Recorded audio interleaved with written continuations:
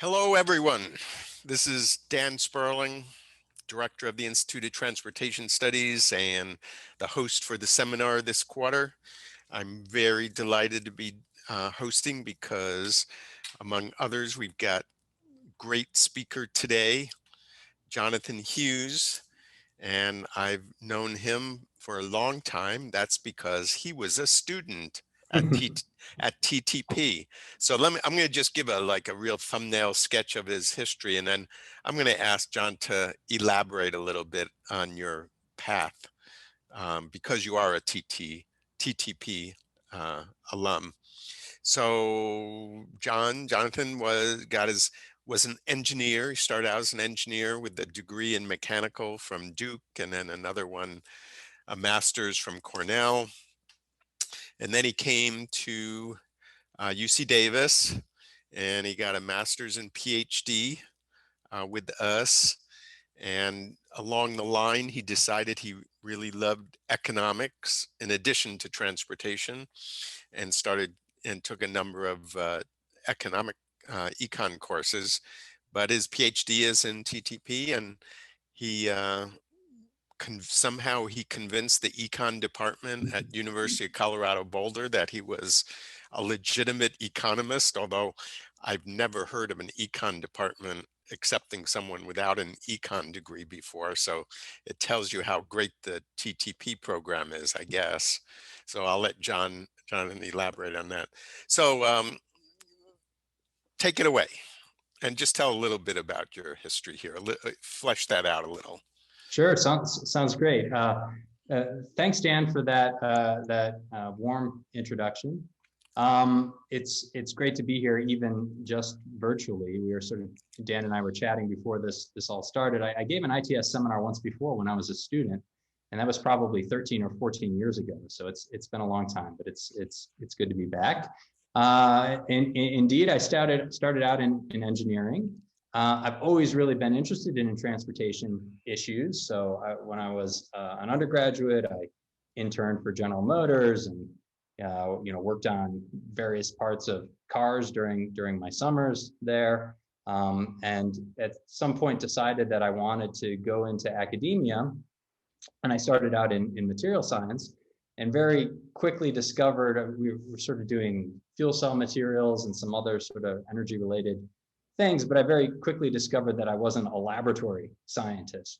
I was the guy who, came in and the temperature was supposed to, stop at 101 degrees, and mine went to 115, and the whole thing got messed up. So I decided that wasn't for me, and my wife and I moved out to California, and I spent 6 months looking for a job, during which time I met Joan Ogden and Anthony Eggert, who was at ITS at the time, and spent months begging and pleading for them to give me a job at ITS, and I wound up spending a year working for Dan and Joe Cravoza and Anthony Eggert at ITS, and learned a lot about the TTP program and decided that that's what I wanted to do.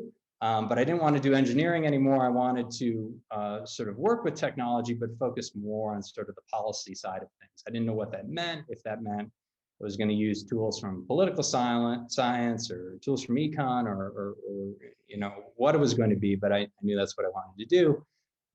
Took a bunch of courses, decided that I liked econ. One of the great things about the TTP program is you have so much flexibility in designing your curriculum. And so once I decided that I liked economics, I worked a lot with Patricia Mactarian, who was the director of graduate studies at the time, to sort of figure out how I could get sort of the core economics training that I needed within the context of the TTP program, which was great. But then I also got these other benefits, right? So I remember I took Michael Zhang's course on traffic, learned a lot about how we model traffic, learned about these great traffic data that exist in California and the freeway performance measurement system, have 3 or 4 papers using those PEMS data. Took Dan Chang's class on air pollution science. Knowing a little bit about how air pollution works has prevented me from doing some really bad economics looking at air pollution problems. And so I I feel fortunate in that, I have, some of this technical training to sort of round out the sort of econ and policy training. And so it's worked pretty well so far. And then graduated in 2009. I came to the University of Colorado, been here since then. I got tenure in 2017, I guess it was. If during the Q&A period, people have, specific questions about career path or sort of, what it looks like, I'm happy to speak to either TTP or more sort of disciplinary or interdisciplinary pursuits in academia. In addition to my econ appointment, which is sort of my main home on campus, I have affiliations with our Renewable and Sustainable Energy Initiative on campus and the Environmental Studies program, which is an interdisciplinary PhD and master's program and an undergraduate major. In some ways, that's really similar to TTP. So happy to chat about any of that in the Q&A. Okay, so that's kind of background. What I'd like to talk about today is sort of a new project and an old project at the same time. Going all the way back to my dissertation, I've been really interested in freight, right, as sort of a transportation segment or market. And I had this idea, years ago to try and understand, well, how do shippers think about how to choose, right? How to move their goods to market, right? Do you do it on a truck, or do you do it by train, or do you do it by plane? And it turns out, the data on that topic historically have been terrible, right? There just wasn't a whole lot of information describing these shipments at the micro level, or that would allow you to do that analysis, on a broad area like the entire U.S.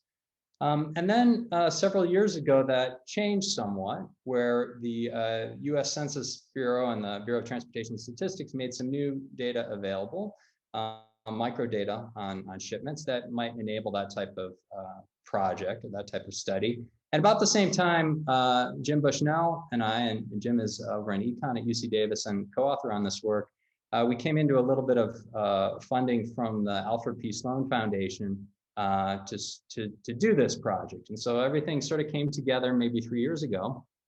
And we did this analysis and we wrote this paper. And then, stuff kind of happened. And so the paper went on hiatus for a year or so. And then in the meantime, the Bureau of Transportation Statistics released even more data, right? And so the presentation today is going to be sort of focused on what we've done on this project. And as you'll see, there's some real limitations to sort of the data and the approach that we've taken. But I hope to have time at the end to sort of sketch out what we think we might be able to do now that we have even more data, right? And so that's sort of the big picture. Let's see. So I don't need to tell this audience, of course, that transportation is really important for things like energy consumption and emissions in the US. Around about 2018, transportation surpassed the electricity sector in terms of its share of US greenhouse gas emissions. But within transportation, freight is a really important sector in its own right. So maybe about a third of emissions and energy consumption come from goods movement or freight. And in part because of sort of these data constraints that I described, freight is really understudied relative to things like the passenger vehicle market, where we know a lot about sort of how people make choices about which vehicles to drive, how they decide how much they're going to drive, et cetera, et cetera. And so relatively little, at least comparatively, is known about the freight sector relative to other parts of transportation. And it's really interesting, right? So if you think about the technologies that we can use to, for firms could use to move their stuff to market, let's say you had a ton of freight and you, decided to ship it by air. Well, every mile that shipment traveled would use about 30 BTUs, right, on average. If you made that same shipment by truck, it maybe only be 4 or 5. Or if you did that same shipment by barge or rail, maybe only half a BTU per mile. Right, and so sort of 2 orders of magnitude difference in energy intensity and then emissions, right, across these different modes. And so, which of these choices firms make will be really important, right, for the overall energy consumption and emissions. But of course, these modes are really different along a number of other dimensions that are really important for shippers, right? Some are fast, some are slow, some are more reliable, and some are subject to congestion and less reliable, et cetera, et cetera. Accessibility matters. You can't ship your wheat by barge if you aren't located on a river. And so all of these factors kind of come together to determine, what's the picture, right? What's going to be the distribution of goods movement across these modes, and what does that mean for the environmental aspects that we care about? And this is well known, right? It's sort of been a somewhat well studied question. So there's a large literature that thinks about freight mode choice going back maybe 30 or 40 years. But the problem is most of these studies are decades old now. And over the last 20 or 30 years, there have been really big changes in the freight sector in the US. We deregulated, right? So we took these, price regulated, scope or network regulated industries and deregulated them. So there's a lot of divestment of unprofitable routes in, say, the rail sector, a lot of consolidation, mergers, et cetera. There have been big technological changes. So containerization, right? So now we have shipments that are very easily transferable between ship to truck to rail and back. And then other technological changes like just-in-time manufacturing, sophisticated routing from operations research, and then big investments, right? Rail's made huge investments in terminals and lines, in tunnel heights, right, in order to compete with truck, for instance. And so, most of this literature, though, fairly substantial, doesn't take into account these big changes to the industry. And so now it's really a great time to sort of think about, well, how do shippers make these choices today? And so that's what we're going to do.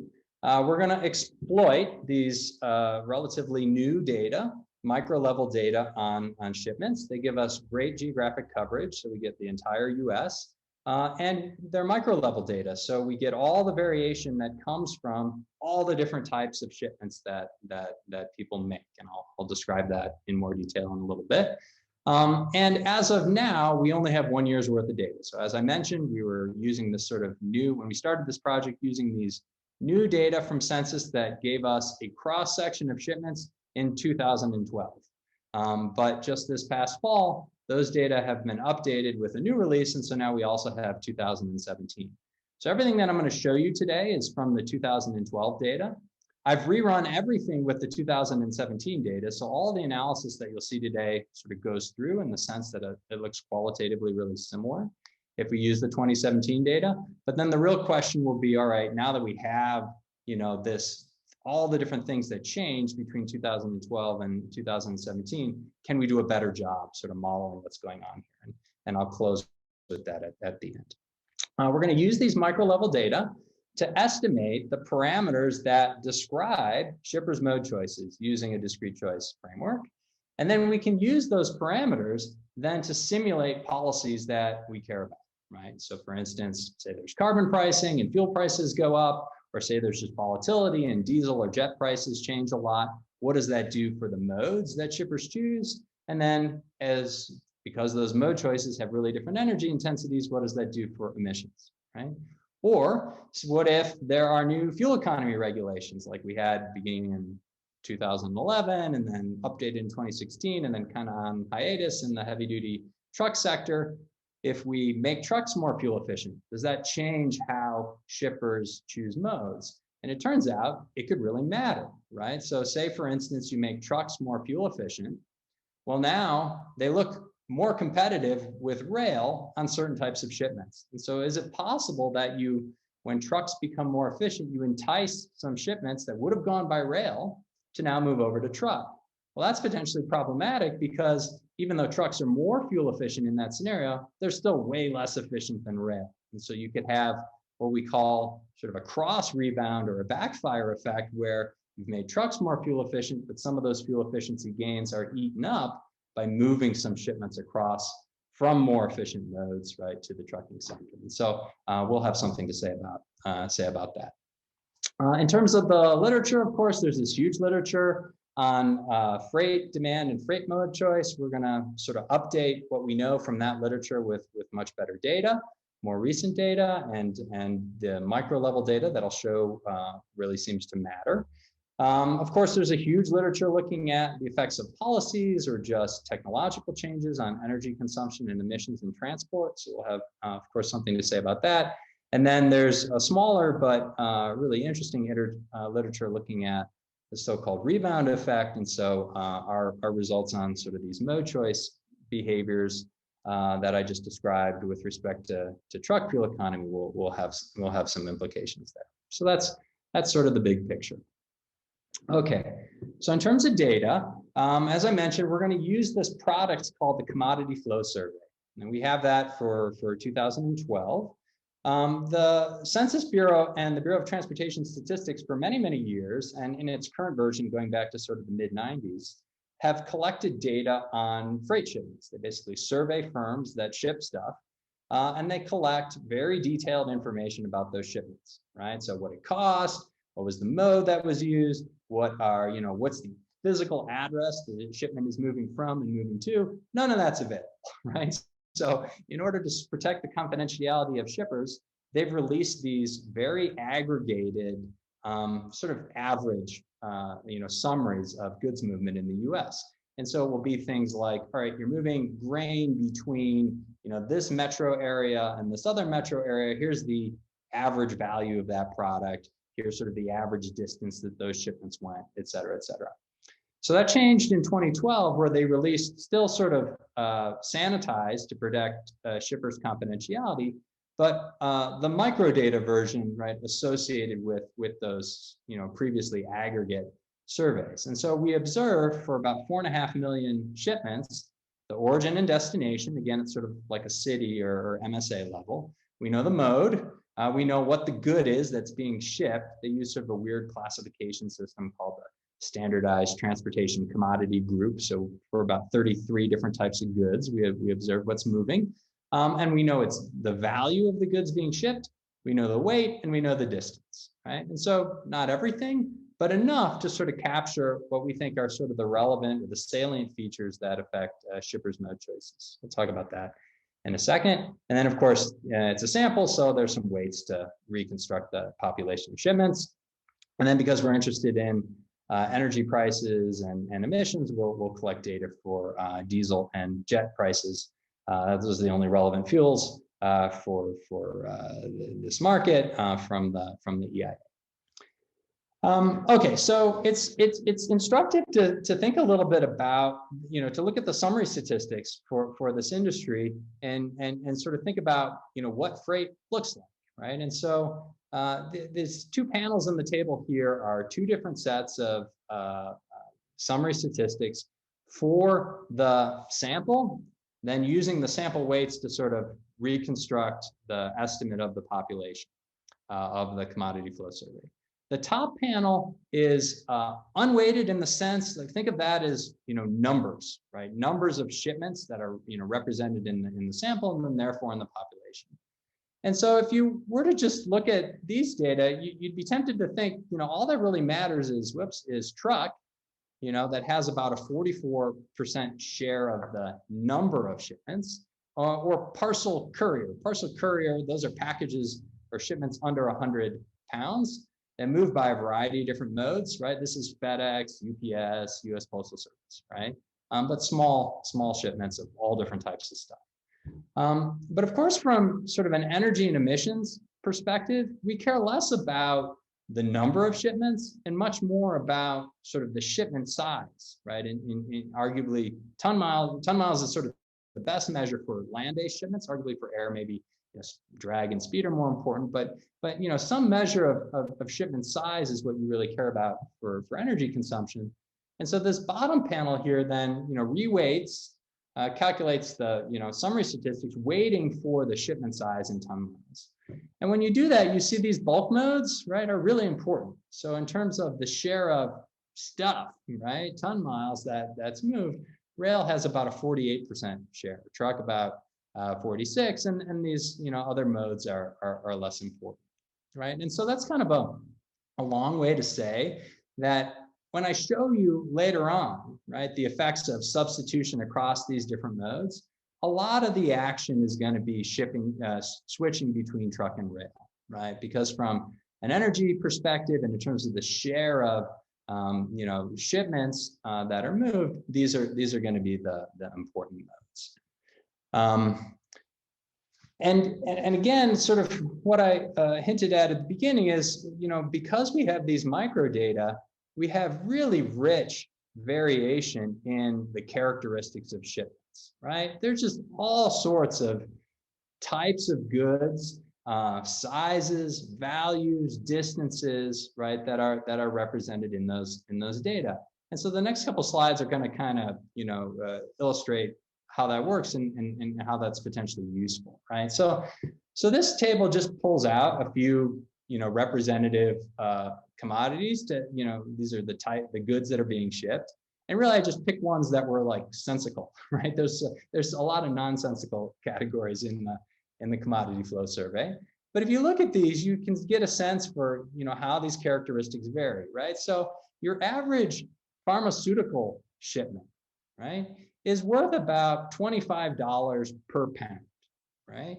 Whereas your average shipment of coal is worth about a penny a pound, right? So just massive differences in what the stuff is worth, right, that's being shipped.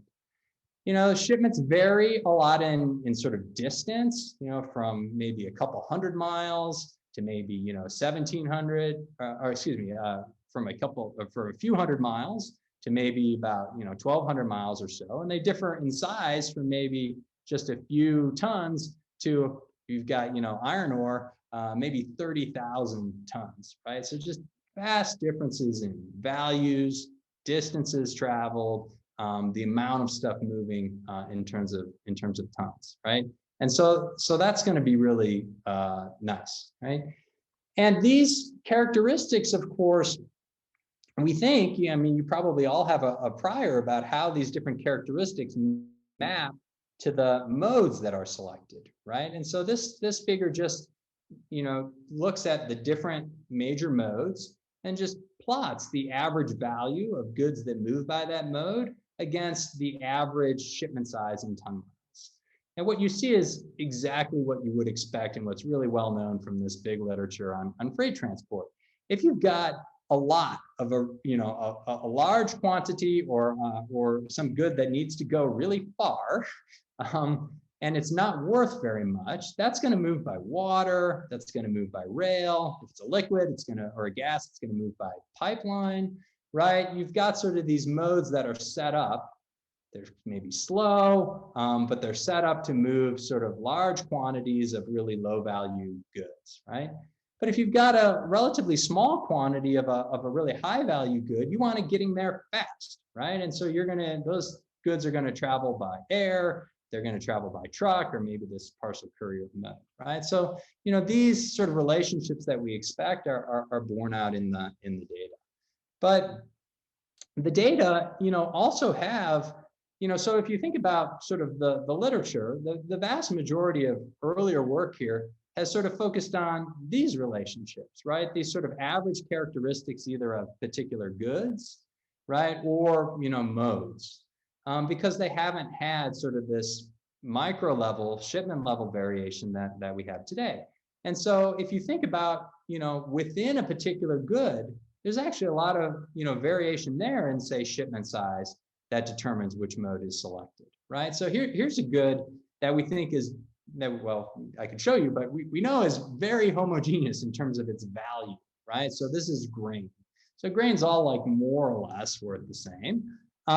And what I'm plotting here are the modal shares of grain shipments in the sample broken down by the different deciles of shipment size in ton miles, right? So one here is the first decile, the 10%, the first 10% of shipments in terms of ton miles.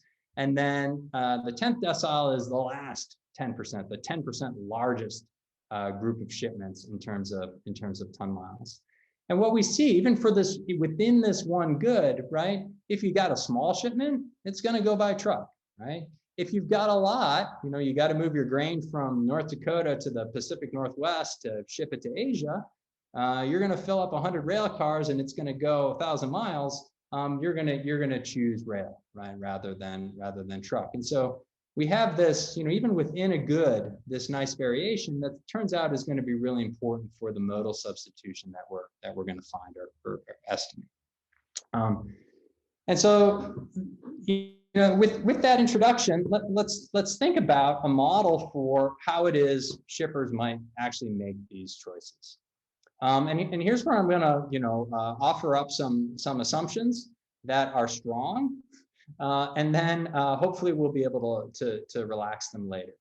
Right. So the strong assumptions are we're going to assume that the total quantity of shipments, right, the size of the shipments, and an individual shipper's quantity is fixed, right? So the thought experiment is, all right, I got, however many bushels of wheat, and that's it. I got to get it somewhere. I got to, ship it to my customers. And given that I have this amount of wheat, I got to choose which mode I'm going to use to make that shipment, right? And that's a restrictive assumption, right? We think that shippers probably don't make that decision in a vacuum. They're probably jointly determining, all right, how much am I going to ship and which mode am I going to use, right? But because we only have this 1 year's worth of data, and because during this year, it's a particularly bad year if you care about sort of energy issues, because in 2012, oil prices and diesel prices did not vary, right? So even though we observed shipments that happened throughout the year, there's really no change in fuel prices during that period. And so what that means is, like, we don't have sort of rich variation in that energy cost characteristic. And so we're going to have to rely instead on shipment sizes to estimate these relationships between sort of energy consumption and modes. And so we have to assume that shipments are fixed, right? Now, this is one of the things that we hope to relax later on with the 2017 data. So I'm going to kind of put that on hold for now. But in everything that you're seeing here, we're basically holding shipments fixed. Then we're going to figure out which mode to move it on. All right? But once you do that, then the problem becomes pretty easy, right? And so we imagine that shippers are going to just choose the least cost mode, right? They're going to look at their different options. You got to move however many tons of stuff, and they're going to pick the least cost way to do it. And their costs are going to have 3 main components. There's going to be a component that's sort of explicit, right? Related to the rate that they pay, what you pay the railroad or what you pay the trucking company to make that shipment. Right? There's going to be some implicit cost associated with the time it takes to make that shipment, right? We call it, think of that as an inventory cost, right? So if my grain spends a long time on the vehicle getting from my facility to my customer's facility, there's an opportunity cost associated with that, right? An inventory cost. And then there's some fixed cost that's associated with the different modes. So think of this as like maybe an access cost, right? Or like a terminal cost if you're doing like a rail or barge shipment or something like that. And that's just mode specific.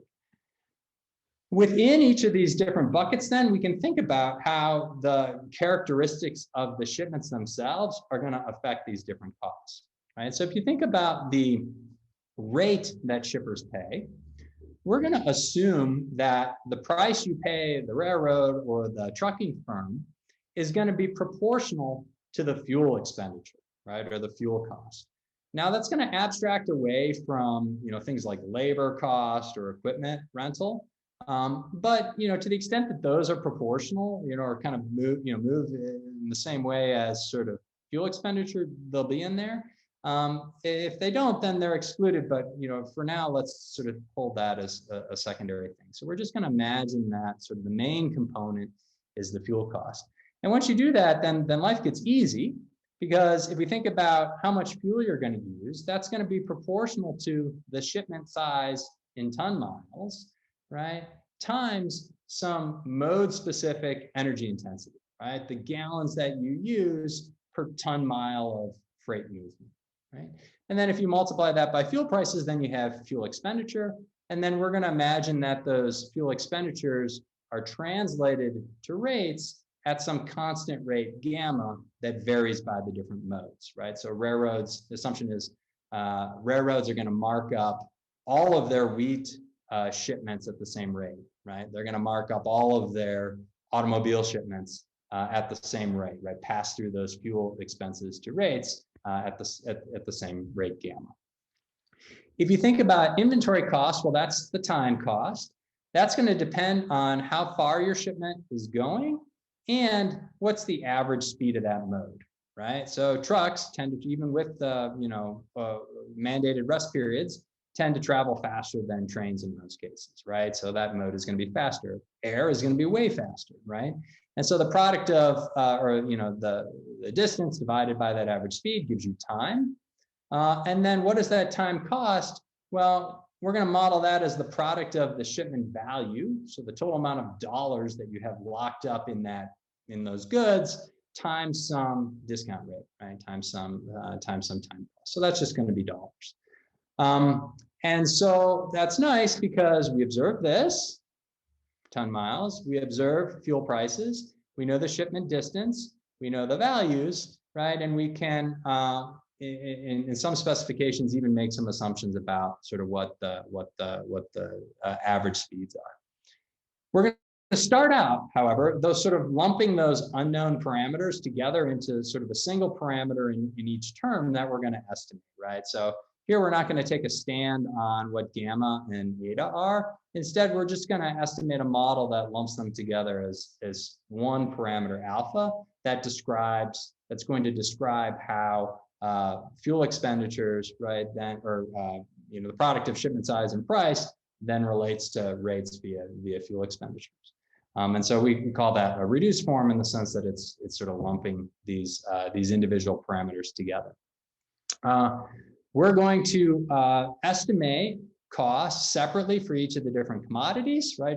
Maybe pricing behavior is really different for grain than it is for automobiles, so we'll do it separately by these 33 different commodity groups. And then, of course, these different parameters are going to vary by mode. And then we're going to allow some additional flexibility. This is kind of a fine point, but hey, you can't do a barge shipment if you're 1,000 miles away from the nearest river. And so we're going to allow the fixed cost of barge shipments to vary, say if you're in the Mississippi River Basin, and we'll allow for sort of inventory cost to vary if you have perishable goods by using this information that we have on whether the shipments require temperature control or not. So that's sort of the theoretical framework. The implementation is just going to be a multinomial logit model. This is driven by the fact that we observe the characteristics of the shipments that are made, but we don't observe the characteristics of what the other options were, right? So if we see that the grain went by rail, we don't see how far the route would have been, or what the shipment size would have been if instead it had gone by truck, right? And so that's sort of a data limitation. But otherwise, it's just sort of a standard multinomial logit. As I sort of alluded to, right, this fuel price term, this alpha that we're going to estimate from the previous model, right, it's the product of fuel price and shipment size in ton miles. So if fuel prices actually varied, right, we'd be using that variation to help identify alpha. But in 2012, it's there, there's like 4 cents variation over the entire, over the quarters of the year in fuel price and diesel price. And so really, the way to think about this is you've got all these different sized shipments, and that's what's driving the mode that's selected. And so that's kind of a limitation here that I'll come back to in about 5 minutes. Okay, so we take that model, right, to these data, and then we can estimate what, for the sort of the main thing we're interested in is, hey, if there's some change to fuel price, what does that do in terms of the likelihood that different modes are chosen? And I can't show you all 33 different commodities, but I'll show you 4 that I'm going to argue are sort of representative of what's going on in the big sample, and then I'll kind of sum up with some aggregate calculations at the end. And some that one that's really interesting to start with, again, is sort of going back to grain shipments. For grain shipments, you really only have 4 modes that matter. There's getting used to this pointer. There's truck, right? There's rail, and there's inland water.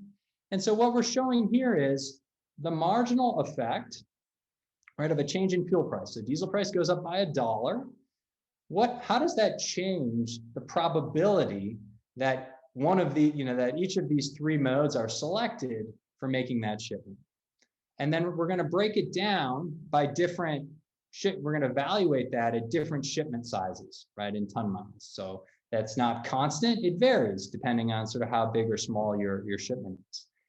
And what you see is that for, very small shipments, say 10,000 ton miles, if fuel price goes up by $1, that decreases the likelihood that truck is selected for making these grain shipments by about 2 percentage points. And it increases the likelihood that rail is selected by about 2 percentage points, right? So pretty small effects. But if you look at slightly larger shipment sizes, say maybe 30 or 40,000 ton miles, there's a huge effect, right? That dollar increase in fuel price translates to maybe a 20 percentage point increase in the likelihood that rail is selected, and a 20 percentage point decrease in the likelihood that truck is selected, right? And then if you have really large shipments, maybe all the way up here at 80,000 ton miles, again, the effects are really small, right? So what that suggests is there's sort of a range of shipment sizes where these two modes are pretty good substitutes for one another, right? And so that's where all the action is going to be if fuel prices change. You can see that graphically in this picture. And so here what we do is we just take our model, we estimate, these parameters that I've shown you, and then we just predict what's the probability that each of these different modes is selected. Again, each one of these dots is a particular shipment, and these shipments vary in ton miles. So you see sort of the whole range of probabilities over shipment sizes, right? And just like we saw in the last table, there's sort of this range of intermediate sized shipments where shippers are indifferent, essentially, right, between whether they do truck or rail. And then conceptually, what we're going to do in our policy experiments is say, all right, let's imagine fuel prices change. How do these probabilities change? And then let's predict how goods move. And then let's say something about energy consumption and emissions. So let's imagine that fuel prices go up by 25%. Then we recalculate all these probabilities. And here's what that picture looks like, right? You see that, where we were shippers were formerly indifferent between these two modes, you see a big increase in the probability that the shipment goes by rail and a big decrease in truck, right? So you kind of visually, right, see that shift in the likelihood that the different modes are selected. And most of the goods have, very similar behavior, but of course the specifics vary on what's being moved, right? So if you think about coal, right? Remember, I don't know if you saw it in the table that I showed you, but the one where coal's worth a penny, a penny a ton, or a penny a pound rather. That overwhelmingly goes by rail, right? So if you think here, hey, what happens when the price of fuel goes up? How do shippers substitute between, say, rail and truck in this case? You see, modest size effects. You see, a pretty big effect here for shipments kind of in the range of about 100,000 ton miles. But these are really, really small shipments, right? So if you look at the picture, here's the picture for truck versus, or for coal shipments, truck, rail, and then orange here is barge. That place where shippers are substituting between truck and rail is for really, really small shipments. But once you get out here and you have a lot to move, you're pretty locked in, right, to either one of these bulk modes, either rail or barge, and the effect of an energy price increase is pretty small. Dan, was there a question? I think okay, no, I thought I saw you trying to get my attention, but if not, that's very fine. So here's a picture for coal. You can, look at all sorts of different goods. Right here are two high value goods. So this is alcohol. Alcohol combines sort of beverages, which tend to not travel in very large quantities, but travel a really long way. But then also biofuels like fuel ethanol, that there's a lot of it and doesn't travel quite as far, right? So different sort of characteristics, but relatively high value. Again, there's sort of a range where truck and rail are pretty good substitutes. So a fuel price increase gives you a big substitution effect. If you look at precision instruments, these are very high value goods. Now the choice is between the fast modes, air and truck, and these effects are really small, right? You never get any bigger than sort of a 2 percentage point change for a $1 increase in fuel price. And that's because this variation in shipment value is going to tend to sort of lead you to prefer one mode or another, right? If you have a really valuable instrument, right, and it's pretty small, then you're going to go by rail. Not so much, then maybe you'll go by truck. And you see those two sets of behaviors in the data, right? Here's the alcohol picture. Again, your fuel price increase gives you a pretty big change in the modal, pretty big modal shift from truck to rail. Precision instruments, there's not a whole lot going on, right? And so what we can do then is just imagine, right, these different scenarios where let's change fuel prices. Let's imagine there's a carbon tax, or oil prices just go up, so diesel prices go up. And then think about how that affects mode choices and then what that does to emissions and energy consumption. And so what we do here is for each shipment, we're going to simulate 500 different sort of mode choice experiments, right? We've got the predicted probabilities from the parameters in our model, and then we're going to take draws from the extreme value error distribution to get a probability, a random probability of taking that shipment. We'll do that 500 times.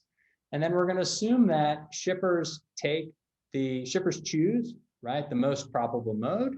And then once we know the modes, we can take the ton miles that are being moved, the fuel intensities, gallon per ton mile fuel intensities, calculate fuel consumption, add them all up, right? And that's what's in this table. And then we can repeat that for the business as usual scenario, 10% increase in fuel prices, 25% increase in fuel prices, 50, et cetera.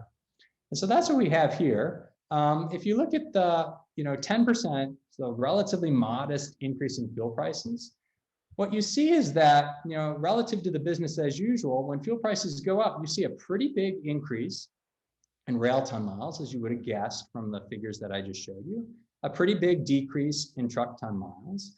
And given that rail is much more fuel efficient, that winds up leading to about a 1.6% reduction in fuel consumption and emissions.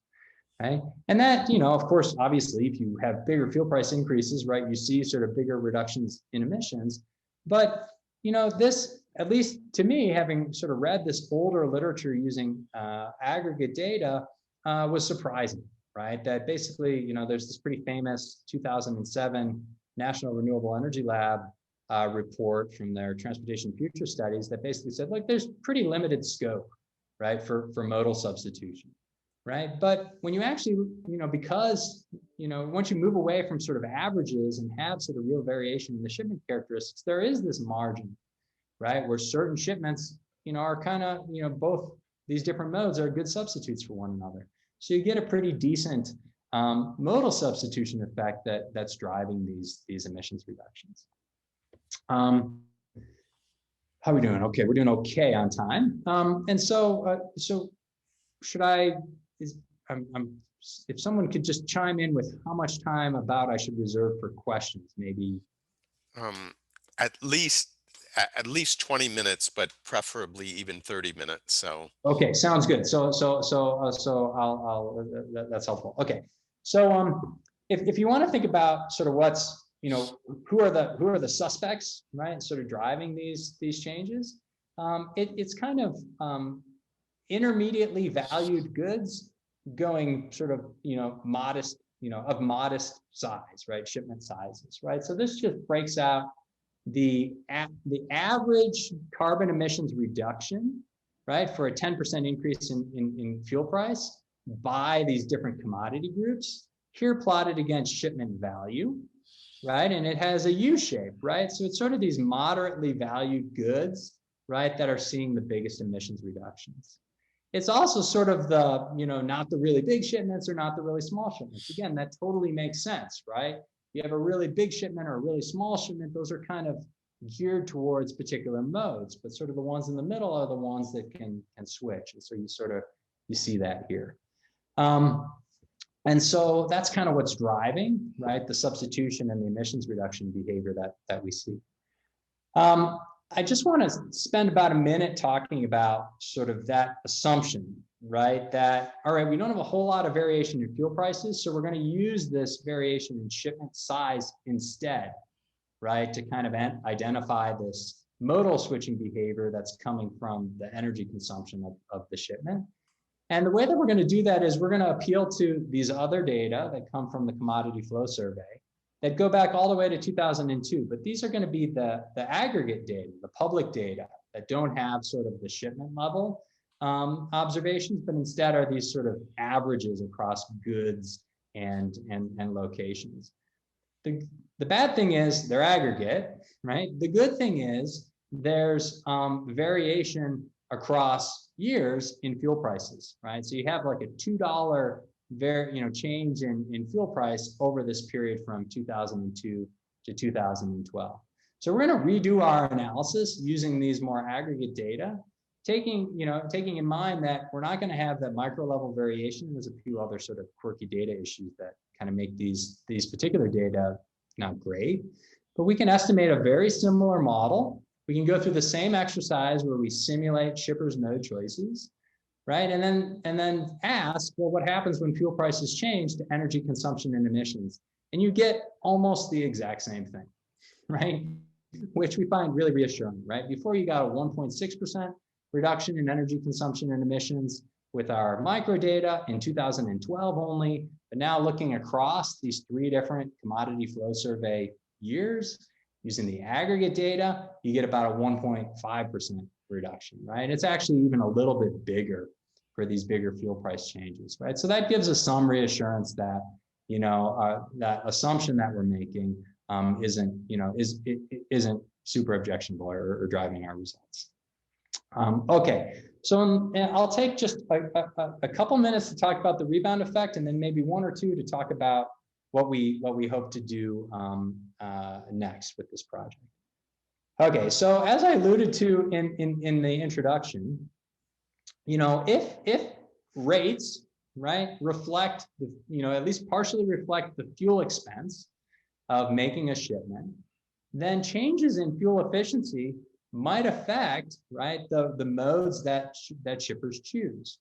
So in 2011, the Obama administration directed the EPA to come up with heavy-duty vehicle fuel economy standards, or in 2010, I guess. They implemented them, the phase 1 in 2011. There was a phase 2 in 2016. There's been some changes over the last 4 years where there were sort of exemptions for gliders and loopholes and other things, but presumably going forward, these fuel economy standards will continue to be in effect. It's all sorts of stuff to improve the fuel efficiency of trucks, maybe amounting to maybe about a 5% decrease in energy intensity by 2025, right? And so if that happens, we ask how might that affect shippers' mode choices and how might that affect fuel consumption and emissions, right? Kind of the classic, sort of rebound effect story. There's actually been a bit of work trying to understand the rebound effect from heavy-duty vehicles. In particular, there's this great study by Ben Leard and Josh Lynn at Resources for the Future, where they use that vehicle use inventory survey. That's pretty old now. It's basically truck data, micro-level data on trucks. And they estimate a total rebound effect of about 20 to 30%, right? So for, when you improve truck fuel efficiency, fuel economy, about 20 to 30% of that gain is eaten up by moving more stuff, right? But they don't sort of disaggregate it from this sort of modal shift versus an intensive margin, right? Now the cost of moving freight is less, so we just ship more stuff, right? So what we're going to do is just sort of focus on that modal shift part, right? Because again, we're kind of holding shipments fixed in our scenario. And so what we're going to do is we're going to take our model and that eta term that we had in the model. Now we're going to take a stand on what that is, right? We're going to use sort of the average fuel intensity of trucks. And then we're going to estimate now a mixed logit model for, these different mode choices. And again, we can sort of look at the modal shares, add it up by the emissions intensities, calculate fuel consumption and emissions. That's the business as usual. Right, and then we're going to say, hey, what happens if we make trucks 5% more fuel efficient? Let's hold all the mode choices constant. Every truck shipment still moves by truck. Every rail shipment still moves by rail. But now trucks are more efficient, right? That's this no rebound scenario. What does that do to energy consumption and emissions? Well, we find that when you make trucks 5%, you reduce the energy intensity by 5%, you reduce sector-wide energy consumption and emissions by about 4%. Right, so that makes sense given how big trucks are as a share of freight movement. The last column says, all right, now let's let shippers reoptimize. Let's imagine that those fuel savings are passed through, right, in terms of lower rates, and let's let shippers re-choose, right, which mode they would pick. And it turns out when you do that, you get a decrease in rail ton miles going from about 1,217 or so down to about 1,200. These are billion ton miles. And where's that coming from? Or where's that going to? That's going to trucks, right? So you're increasing truck share of moving goods, right? Because you've made it less costly. And that winds up having arguably a pretty big effect on energy consumption, right? So where now you were saving 4%, now you're only saving 3.3%, right? So that if you calculate, that's a rebound effect of about 20%, 19, 20%, right? So if you think the total effect was maybe 20 or 30%, the total rebound effect, that suggests that, if you believe our estimates, that maybe a lot of the action, maybe all of the action, but certainly a lot of the action in the short run is going to be on this modal substitution channel, right? So we find that it's pretty interesting. You can sort of think about where these changes are coming from in terms of different commodities. So this just shows, think of this as sort of the rebound effect across these different goods. So it's the difference between how much fuel savings you thought you were getting and what you actually get, right, under these different policies as a percentage. So if you're here, it says you only get about half the fuel savings that you thought you were going to get from making trucks more fuel efficient. For some goods, you actually get way more, right? Live animals and precision instruments, those are shipments that would have gone by air, but now switch over to truck when you make truck more fuel efficient. So you actually save a lot of fuel and energy doing that. So that's just kind of interesting. I'm an economist, so we always want to calculate marginal abatement cost curves. We do those in the paper. They're biased upwards, right? Because we only have this one margin where firms can adjust, right? This modal shifting margin, they can't reduce the amount of stuff that they're shipping. So they're going to overstate the cost of these emissions reductions, but still interesting to see. Okay, so that's kind of the big picture of what we've done to date. In the sort of minute or so that I have left, I want to say a little bit something about kind of what we're thinking we might do next. And those of you who are much more versed in discrete choice modeling than we are, hopefully can give us some. I'm going back and reading Ken Train's book just like everybody else, right? To sort of figure out what the path forward is. So hopefully those of you out there who are more knowledgeable than us will have some suggestions. But here's what we're thinking. So as I mentioned, we have the 27 commodity flow survey, right? And in the current analysis, again, we're holding all these shipment size characteristics fixed. The amount of stuff that's going on the shipment, when in fact shippers may jointly choose shipment size and mode. The number of shipments that are made overall, the total number of tons that are shipped overall, right? That's all fixed. And you might think that if fuel prices went up or went down, you might just move more or less stuff, right? So we're holding all that constant.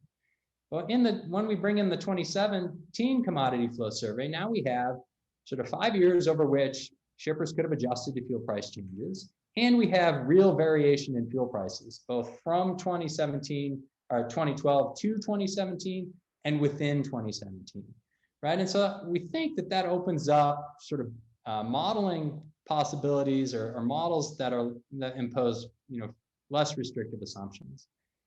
In particular, we need to have a model that does this simultaneous quantity mode decision, right? This is so-called discrete continuous model. So think of like the classic Dubin-McFadden, where that was appliance choice, or maybe where there's sort of a two-step procedure where you're correcting for the bias that comes from not allowing that choice to happen simultaneously, or maybe something like the Bento et al. Model. That's a vehicle paper where they think about which kind of car you buy and how much you drive it, where you really are. Consumers really are making that choice jointly. We think we can sort of extend those techniques, right, to this freight sector, where basically now you've got sort of a model for shippers' profits, And you can back out from that sort of a demand for shipments, either shipment size or ton miles or number of shipments, and then sort of jointly estimate this whole thing in a way that would allow us to sort of get rid of this bias that comes from only looking at the modes, and then also have sort of these intensive margin effects where the number of shipments might change if energy prices go up or go down. So that's kind of a thumbnail sketch of what we'd like to do next. But as I mentioned, we're just in the really early stages, and we're really eager to get your feedback on that. Okay, so I'll stop there and open it up for questions. And again, I'm happy to talk about anything in the paper, or if you have more sort of career-oriented questions, I'm happy to talk about that as well. Thank you so much. That was fascinating, because this is a hugely important question that on the policy world, I think, the way I describe it is policymakers look at freight and they say, we're really afraid to do anything because if we push on one side, we have no idea what's going to come out the other side. Yep. And freight is so essential to the economy. So while I wait for some questions, so come up with some questions here, and we got some great students, and we've got some others from outside the students too. Let me start with a question. It seemed like the implied price elasticities seemed actually pretty large to me. I'm just remembering back to you did one of your early slides, and I think was grain shipments, where you said that if there was a dollar increase, which is, maybe a 33% increase in price, something like that, you got a 20% mode shift. Yep. I mean, that's massive and very surprising. And I think that you started out by people are skeptical that, these elasticities are that powerful. So yeah, so I think it's I agree, right? So you're referencing sort of this middle panel here, right? And there is this range where there are these huge effects, right? I mean, as you say, these are really, it's like an elasticity of like 1, right? But I think how I've been thinking about it is sort of my prior about how price responsive people are is kind of an average number. Right. And if you averaged over all, and this isn't even the whole range, right? But if you averaged over this whole range, well, you got plenty of 0.02s and 0.01s, right, in that range. So the average effect, I think, still would be quite small. But the point is, there is sort of a range of shipments where shipment sizes where shippers could fairly easily shift from one to the other, right? At least for some of these goods. There are other goods. I don't have the elasticities here, but you can kind of see it. In these pictures, maybe like when you think of grain, here's milled grain, regular grain. I can't here. It's way out here, right? There are certainly goods that are sort of more elastic, like alcohol. That range where you're substituting was pretty big. There's other things, where you're really not elastic at all, right? And so this is a different metric, right? It's the emissions reduction, but it's really correlated with sort of the elasticities. And here this is kind of like the average over all the different shipment sizes. And yeah, there's some that are really inelastic, right? You're not going to move any meaningful amount of coal from between truck and rail, right? But I think you're right. So maybe to translate it in a way that, most of us can, take something away and, use it in our everyday professional lives. Sure. Like what percent of truck costs, we'll just say truck operating costs, are fuel, and how much for rail and how much for water? Yeah, that's a good question that I've looked up before and then of course forgotten. But for truck, like labor share is pretty high, right? So I want to say I'm guessing here, like, but I want to say fuel's maybe like a third, right? A third of truck. For rail, I want to say it's, on the order of 20, 25%, something like that, right? I was surprised that it wasn't bigger, but I don't know the exact numbers. So when we switch to electric trucks, the energy cost per mile is going to be much less. The operating cost is going to be much less. Yep. So that's going to um, result in much less mode shifts with any Right. kind of energy tax. Right. Although, And then, right, if you think about any sort of automation, if you can sort of reduce the labor cost and reduce the ton because you won't have mandated rest periods, that's unbeatable, right? Because it'd be super fast mode, right? Of course, you could imagine sort of, I don't know, the similar technologies in rail, I guess, but nobody, I guess that's less exciting. People talk about it less, but so another way to think about the elasticity, right? Sort of the overall elasticity, I sort of thought of when you were talking about it here, right? So, here it's still, fairly large, right? But if you look at sort of overall fuel use across the sector, right? Now you have sort of a 10% increase in fuel prices driving sort of a 1.6% decrease in fuel use, right? So an elasticity of 0.16 or so, right? So I don't know whether you think that's big or small, but that's kind of more of a take-home package, take-home message. I have a question here that follows up on this alternative fuel electric vehicle issue. So Aditya, do you want to ask it?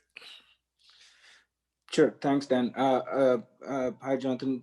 Thanks for the presentation. Very interesting. And just a quick question, right? I mean, can we look at the same model structure to kind of look at an approach of alternate fuel choices within each of the modes?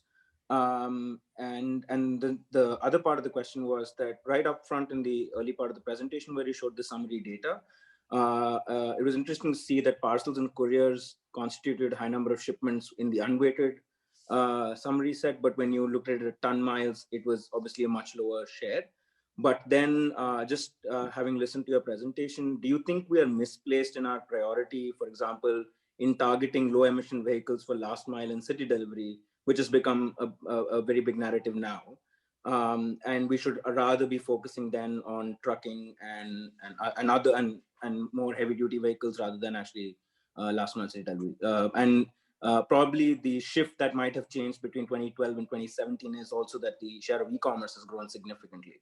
Yeah. And that could potentially have some implications in the way we look at that strategy. Yeah, there's sort of three questions there and a comment, right? So I'll hit the comment and then I'll try and go through the questions. Yeah, there's a ton of stuff potentially that changed between 2012 and 2017. That's going to be tough, right? In some sense, we have all these different goods. So like e-commerce isn't going to affect grain, but it's going to affect, electronics or, right? So, there might be some ways to handle that, but to be honest, we really haven't thought that deeply about that yet. To think about your questions, alternative fuels, I mean, you could, not the same model, but you can imagine a very similar model where, now maybe you've got, instead of a truck mode, now there's truck and you can have like a biodiesel and you can have like a conventional diesel. And then how would those be different? Well, maybe there's a carbon cost, there's a carbon price, and biodiesel, their emissions factor is like half or a third of conventional diesel. So those prices for biodiesel go up less than they do for conventional diesel when there's the carbon price. And then you can imagine some or maybe electricity's in there and maybe other characteristics change then too. But you could imagine, very similar. I mean, think of like David Bunch and all those like papers from, 20 years ago, thinking about, how people choose between methanol vehicles and electric vehicles, and right. So you can imagine something very similar. You asked about a parcel courier. The reason that they don't show up much in ton miles is by definition, these are all very small shipments, right? It's like, that's just how they define it. It's less than 100 pounds, right? And so it might go by plane, it might go by truck, but it's a small shipment. And so that's why they don't show up much in ton miles. if you think about the last mile, like sort of the delivery, the city delivery, it's true that like it's not going to be a big share of energy consumption, right? Relative to like putting that package on a plane in Memphis and flying it to California or whatever you're doing. But in terms of say air quality, right? Then alternative fuels might really matter, because if you have a natural gas vehicle rather than a diesel vehicle, then your NOx emissions are way lower, and maybe your particulate emissions are lower, and so you have those air quality benefits. So even if it isn't a big share of energy, there's probably a case to be made in terms of local air pollution, because of the places where these deliveries are happening are often, more dense areas, right? So, I think I got them all, but maybe if I miss one, let me know. Thank you. Yeah. Yep. Well, let me bring this into the world of politics and policy. Okay. So President Biden is shutting down the Keystone pipeline from Canada to bring oil into the US. What can you tell us about, from all your research, what are the implications of that? Yeah, so I thought a little bit about that. So I have another project that looks at, it's another train project, and it looks at fracking in North Dakota. And when hydraulic fracturing took off in North Dakota, we didn't have any pipeline infrastructure there, or enough pipeline infrastructure to move the oil out.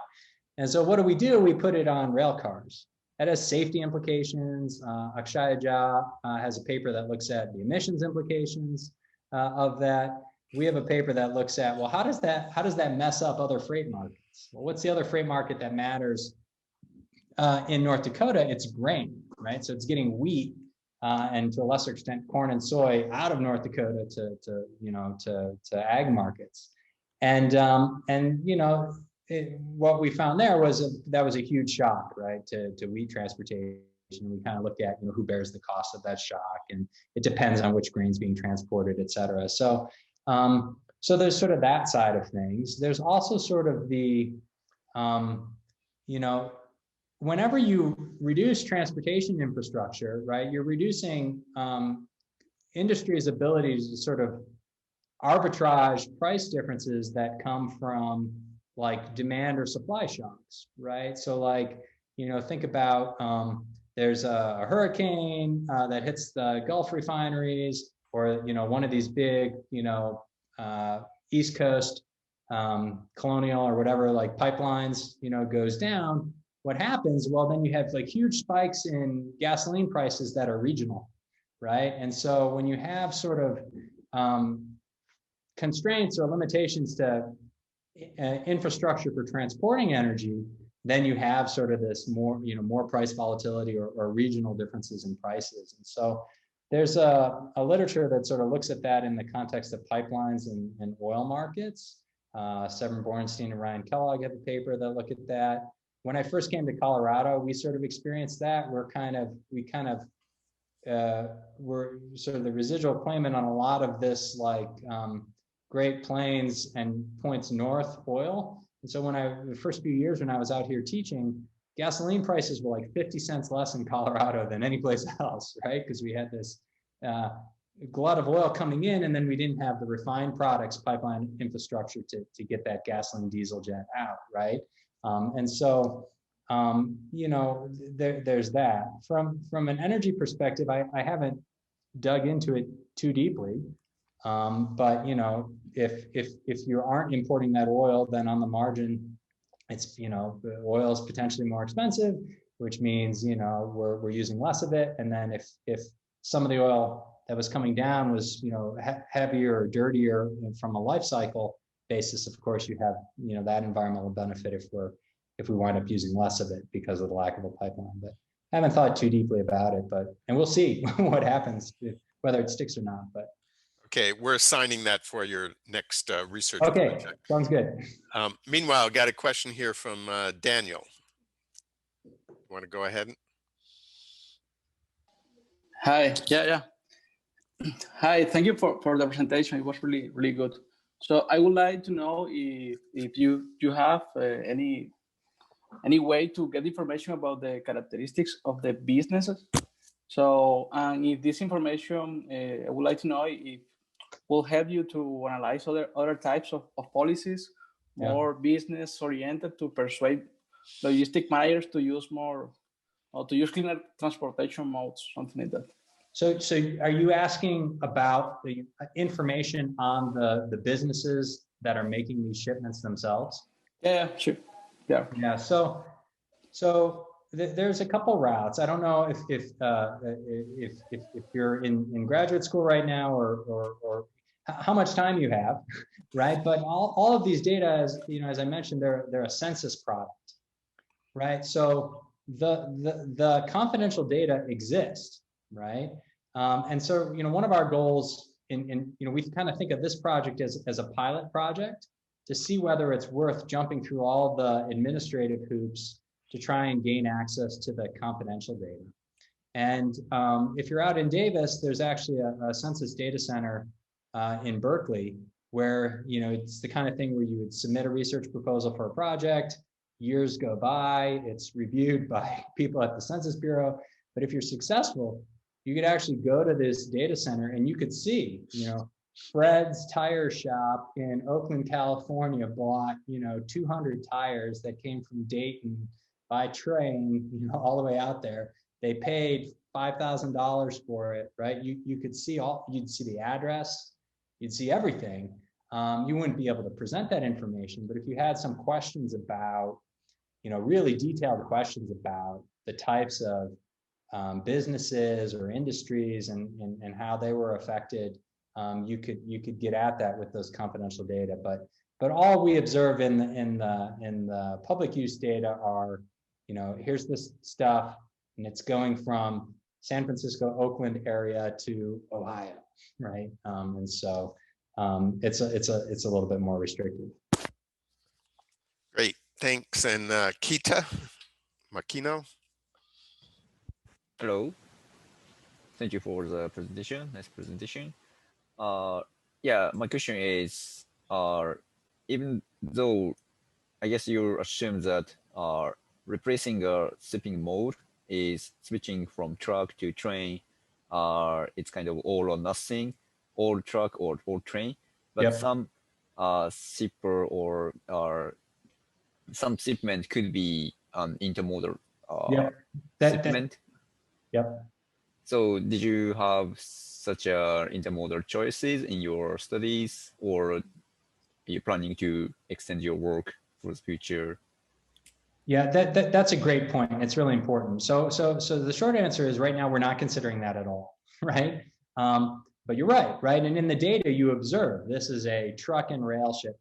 This is a truck and barge shipment. This is a rail and barge shipment.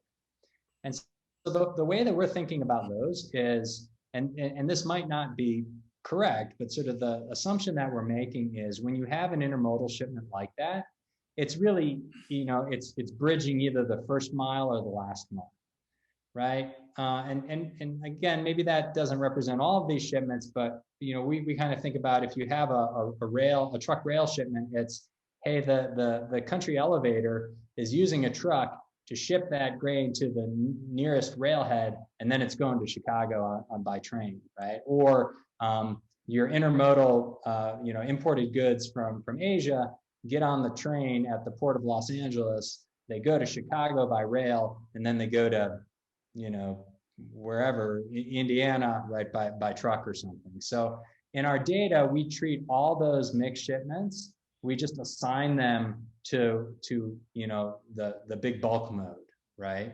And if we throw them out all together, stuff doesn't change much. But we haven't sort of tried to model those intermodal shipments separately, right? But that's definitely someplace that'd be worth thinking about taking the analysis. Thank you. Yeah, thanks, Jan. I think we've come to the end here. Thank you so much. For me, there's more questions than answers, but I guess that's the whole point, right? Exactly. Right. Me too. And so, but this is, many of us have struggled with trying to understand, what policies really are going to be effective and how do you adopt them. So this is a good step in that direction. And I hope some of the students here follow up on some of these ideas. So thank you so much for Absolutely. spending the time with us. It's great to see one of our TTP grads, go on to stardom and fame. So I don't know about that, but I making a living. you're doing great. Yeah. So All thank right. you. Thank you. Okay, bye.